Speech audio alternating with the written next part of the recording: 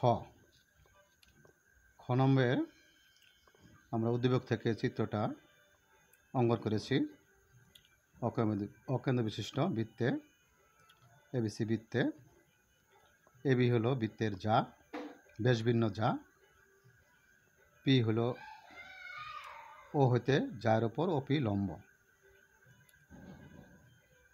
প্রমাণ করতে হবে যে পি এবি এর মধ্যবিন্দু। তাহলে আমরা এখানে চিত্রে লক্ষ্য করি যে A P O B P O দুটি সমকোণ ত্রিভুজ অঙ্কিত হয়েছে। সুতরাং আমি প্রমাণ লিখতে পারি যে ত্রিভুজ এ ও পি ও ত্রিভুজ বি ও পি সমকোণ ত্রিভুজ দ্বয়ের মধ্যে অতিভুজ ও এ সমান অতিভুজ ও বি, কারণ একই বৃত্তের ব্যাসার্ধ বলে। আমরা জানি একই বৃত্তের ব্যাসার্ধ পরস্পর সমান, আর সমকোণের বিপরীত বাহুকে অতিভুজ বলা হয়।